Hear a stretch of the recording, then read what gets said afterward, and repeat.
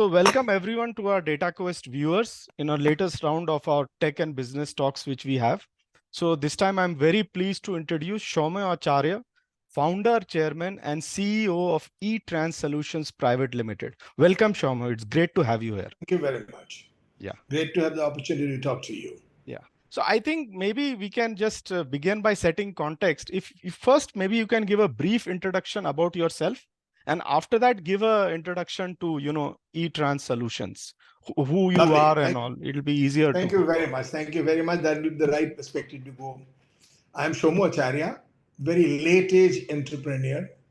I was the managing director of Indian Container Leasing Company, a joint venture of ICICI and Trans-America and Bamalori. And that gave me an opportunity to understand Indian transportation industry from within. And I realized that there's some intervention is required, and that put me into starting this company. Well, actually, we started with a different mode of tracking, but basic objective was to start a freight exchange. But once I started, I realized that unless you know where the truck is, no question of freight exchange will not work. So we went into a very low technology tracking. Those days GPS was not there. When GPS got introduced from 2017, we are in GPS. It's a very, very slow journey. It went very slow in the initial years. But what we did, we are originally a national company. We had offices everywhere. And we, at some point in 2008-9, decided to scale it back to Kolkata and concentrate on one domain, which is steel. We had a fantastic partner, Tata Steel. We worked together and we created a solid solution in the last 10, 15 years. And in the last 3 years, while, but the first 12, 13 years was kind of a Hindu rate of growth. Last 3 years, suddenly there is a turbocharged growth in the industry. And we started growing at 20, 25, 35. That's the kind of a spread. And meanwhile, in this period of time, we built a fantastic team, very, very dedicated team of both IT and non-IT players here. We have our own embedded system lab, our own IT platform completely developed in-house. We design and get manufactured network video recorders, GPS, different sensors, integrate with a whole lot of temperature sensors, fuel sensors, and handheld equipment and biometrics. So we're kind of a very solid position at this point of time. And, it's basically from being a Calcutta company, we decided to now go back to national scale. And that's the time we had an opportunity to take over one of the companies from the place where you belong, which is Bangalore. Rane T4U has been a subsidiary of Rane Holding. Mid this year, we acquired the company. It's a good IoT company with a lot of platforms, stellar domestic customer, and also global presence. And this company is now being integrated with us. Now, what happened is we have been kind of toying with cloud. As you all know, cloud is very sexy now in every industry. We have, over the last 15 years, built up a solid in-premise system, which is initially there was problem, but the last few years done wonderful. And the criticality of I'm telling you, eTrans application is we get about 40,000 GPS data, encrypted data every minute. And those needs to be decrypted, put into the table, and we create all sort of online alerts, online Just reports. 1 minute. This is through IoT devices or through? This is through IoT devices. Right. So we do that, and it's a 24/7 business critical application. So the customers, anywhere, anytime they look at, they track us. So we can't give any downtime. And it'll be very interesting to note that in the last 1 year, we've had problems earlier, but the last 1 year, The total downtime has been just 1 hour. That's a kind of an expectation of the business. So parallel to that, T4U came in. In fact, let me get back to, we've been talking to many cloud service providers. Everybody comes in, they comes with primarily their franchises, come with a solution, but nobody was prepared to commit to a rate. How much would it cost? Our business is very, very competitive. The rates are very low, profit margins low, so we can't play around with costs. We've got to be very careful on costs, unnecessary increase in costs. So that's why we got held. Our things went slow. At this time, we got T4U. T4U already had 3 applications running on the cloud. One their own, another 2 of the 2 major multinational companies. So this growth, the scalability challenge, something which we had to look at moving into cloud, and that's where we again started looking around, decided that we really have to go to cloud. Oracle came in. First company to came in, and in Oracle we were dealing directly with the company sales and the customer excellence teams. And they came in, they actually invested in our company in the sense that they took we had a full-fledged IT infrastructure team. They trained them for a couple of months on how to get to cloud, because as you know, the moment the in-premise team hears cloud, there is an uncertainty in them. That what happens? Do I lose my job? I don't know. So they addressed this beautifully, got them accustomed to managing a cloud interface, came up with the specific numbers. They explained to us the entire server architecture, how best to get it used cost effectively. And that is where we decided to move into Oracle Cloud. We're a very, very new entrant to Oracle Cloud. We moved in only in January. Our entire 4 applications, 3 of T4U and ours, have moved in. Very cost effective in the sense whatever was being paid for T4U, we're probably paying less with eTrans, which has a huge database. Our number of equipments is about 20 times of T4U. With all this, the cost has been controlled, and that's where our journey started with Oracle. Experience in migration has been excellent. Each application has taken maximum 7-8 hours midnight downtime for moving into another service provider to Oracle or in-premise to Oracle, and running very smoothly. And I must say, the kind of support we have received from both Oracle Center of Excellence and also Oracle sales team is outstanding. They have been just sitting with our team 24/7 and ensuring that all different issues which come up are addressed. So that's something which is great, and we've now completely on Oracle. We still have our SAP application which is hosted somewhere else, have to move to Oracle. Maybe a bit of a tally which is there of T4U to move to Oracle. Otherwise, we'll become completely in Oracle. In both UAT and other applications of T4U, our UAT has always been in premise, so the rest of it has moved to Oracle. So basically, like Shoummo, thanks for that answer. Basically, you have given a complete overview. So I've got a general idea. So maybe I can just pick up. So like one thing I would like to know more in detail about your cloud and Oracle journey and the challenges and all you faced. But before that, I'd like to set another context. Everyone has their own COVID journey, personal, business, technology. Because, till 2019, the world was going at one pace. Absolutely. 2020, it was a disaster. 21, 22, it was like great tech acceleration. you had a lot of catching up to do, and now things have stabilized. So it would be fascinating to know this journey from your, personal tech business and eTrans viewpoint. See, there are two things.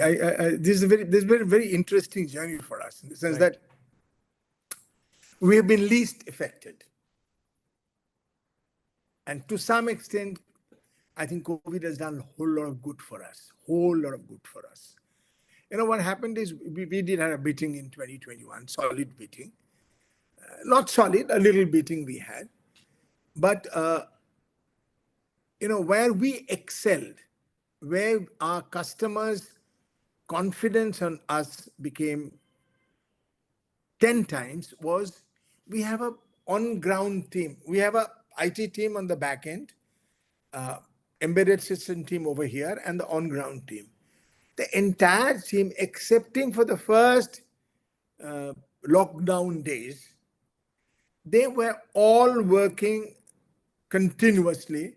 As a result, we had a very, very good relationship, confidence building with our customers. That's one side.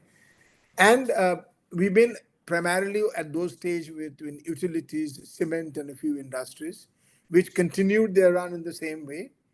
So to that extent, COVID, we didn't really suffer on COVID. COVID helped us to utilize digital technology in a great extent for the future.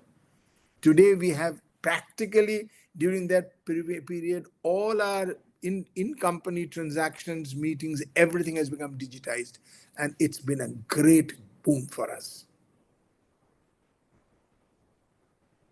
That's great. That's great. So basically, now you're ready to go to the next stage. So my next Absolutely. question is: so now you're totally into the cloud world with Oracle Totally. and all. Yeah. So Totally. now I'd be interested in knowing any specific, solutions or strategies that have worked. What are the challenges that you have faced?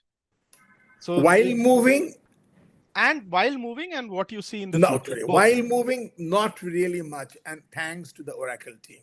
Okay. That's where they have really helped us. Now we have a whole lot of challenges. Of course, one are expectations. Moving to cloud give us expectation that scalability is no more a question. Scalability is easy. Now, after you've gone through scalability, the critical issues are the security.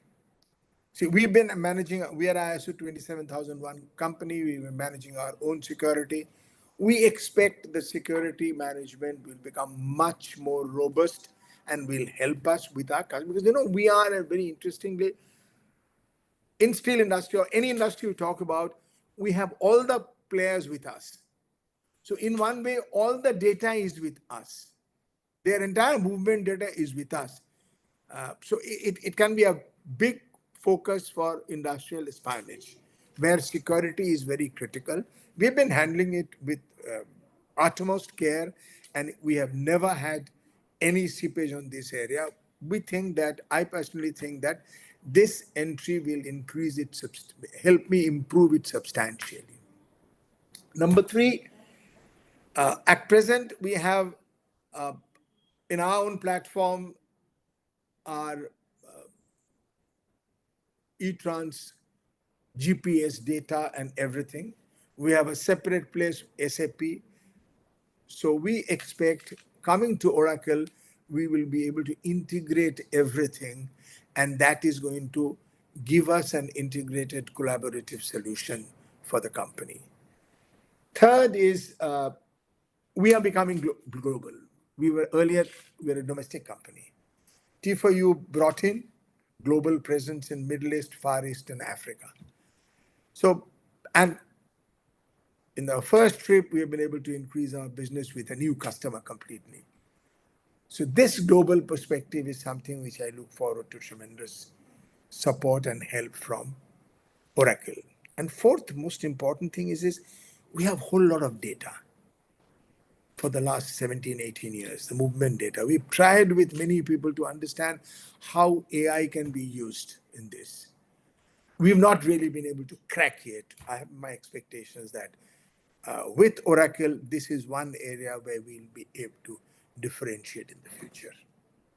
So that's quite interesting. So like I think we have all entered a new world. So I'd like to look at like how do you look at driving growth in this new world? Because now it seems you have ticked all the boxes. You have talked of GPS tracking, you have talked of IoT devices, you have talked of data management, cloud, and even you talked of AI. So how do you look at growth? Hey, Because I'll this tell you growth, the yeah. I'll tell you very frankly, in our industry, I don't know how much you are aware of. It's a it's a huge potential industry which nothing is happening. We have a few players who are solution players. We have a couple of players pretty well funded who are top line players. Like the last 10 years, I've had tremendous pressure from my team to match them, which I resisted. We've now, over the last 15 years, created a solid business model, which really is today ready to take off. And we are ready to take them on in their field. And that's why we expect, like, in our current solution, we do a lot of integration with the customers, the manufacturers, the transport, everywhere. A lot of integration, lot of things are done there. Whereas that particular place do not need such. Hence, there is a lower rate. But today we are in a position to get into that, take them over, integrate them eventually in our platform, and give them this value, because there are a whole lot of value which comes out of this platform of ours. Improving efficiency, reducing transit time, increasing utilization of assets, identify possible theft, pilferage, all these come which is not available with them, where we should be in a position in a very short time start giving this, and we do see a huge growth opportunity for us. So In fact, again, I tell you, yeah. 2020, I was thinking of selling this company. I, I'm 75. I was thinking of selling this company 4 years back. I got some offers, but somehow I had a second thought. Today, I'm not just looking at it because it's doing so well, and the team is so good that this is the time to take off, real take off. So, Shoma, I like the discussion. We have, looked at the past, we have looked at the present, and we have also glimpsed a bit of the future. So, I'd like to end more on this future note. So, if you could just like look at the future and tell us what emerging technologies or trends do you, see shaping your journey. And like you also talked of a bit of AI in your field, is Gen AI is going to be a big thing. So, all these things, because we are living in exciting times. The government has talked of India 2047, us becoming a tech superpower by then. So I'm sure we are in extremely exciting times. So if you could put the crystal We ball, are, yeah. the way we have built ourselves up, the way we have probably one of the very few companies who are both in hardware and in developing our own software. We do see technology challenges are huge, changes are huge. Analytics, which is so far not made much dent in our industry, is going to change everything very, very, very near future. And also on the hardware technology side, like India is, when you look at compare with China, I've been going to China for the last 8-10 years. China has mandated use of network video recorders in all their vehicles 10 years back. GPS were mandated long back, and they are being a command control country. For them, implementation is much easier. Our country has tried GPS, not yet done. Network video recorder is way off. Now, integration with mobiles. This is one thing which has not really happened in this country in our domain. I see a whole lot of things coming up in that. And we have to be continuously monitor it, alert, and ensure that we are at it so that the whole thing gets, the integration is done. The moment you have a integration with mobile, you have both video and audio and data. Everything moves in sync together. And the focus is, as I'm an old logistics man. Why I came in this, our average logistics cost is 14% of GDP against 9% in the advanced world, and most of it is lost because of very important role to bring a part of the seepage back into the system, which can help the economy to grow substantially and the entire business environment improve. Thank you so much, Shoummo, for taking us through that fascinating journey. I enjoyed it. I'm sure our readers will also enjoy it. So thank you Thank so you much. so very much. It's been a pleasure talking to you. Yeah.